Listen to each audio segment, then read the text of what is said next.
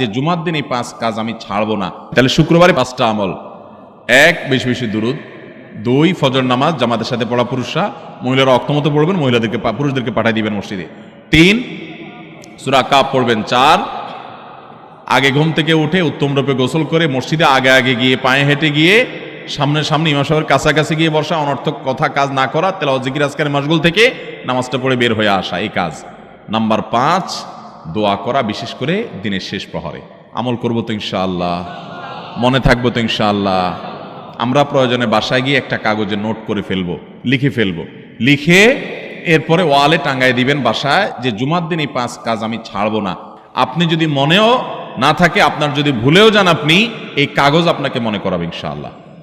বাসায় ফ্যামিলির লোকদের সাথে শেয়ার করবেন, জুমার দিন হুজুর বলেছেন, আমি একটু আমার মন থেকে বলি না, এগুলো সব কোরআন হাদিসের কথা বলেছি আপনাদেরকে। কোরআন হাদিসের আলোকে 5টা আমলের কথা বলেছেন, বিশেষভাবে জুমার দিন আমি 5টা আমল করবই করব। ভাইরা আমার, প্রত্যেক জুমার দিন যদি আপনি একটু ইমানের রিচার্জ করেন, ইনশাআল্লাহ সারা সপ্তাহ আপনার জন্য সেটা উপকারে আসবে। চেষ্টা করবো তো ইনশাআল্লাহ। এবং দোকানে অফিসে টাঙ্গায় রাখবেন। যারা এই টাঙ্গায় রাখার আমলটা করবেন, আয়োজক যারা আছেন, আপনাদের কাছে আমার অনুরোধ, যে ভাইরা এই কাজটা করছেন, ওনারা যদি আয়োজকদের মাধ্যমে ছবিটা আমার কাছে পাঠাইতে পারেন, আমার অফিসে নিয়ে আমি ইনশাআল্লাহ নিজে হাতে তাদের পুরস্কার দেব। বিশেষ করে এই মাহফিলের লোক যারা আছেন আজকে, আয়োজকদের মাধ্যমে। আল্লাহ তাআলা এই আমলগুলো আমাকে আপনাকে আমাদের সবাইকে করার তৌফিক দান করুন। আমল মনে রাখবো তো ইনশাআল্লাহ? আমল করবো তো ইনশাআল্লাহ? আপনি মসজিদে প্রবেশ করবেন, তার জন্য দোয়া আছে। মসজিদে ঢুকার পরে মসজিদে ঢুকার নামাজ আছে। এরপরে মসজিদে নামাজ বন্দিগি ইবাদত জিকির করে বের হচ্ছেন, সেটার জন্য আবার দোয়া আছে।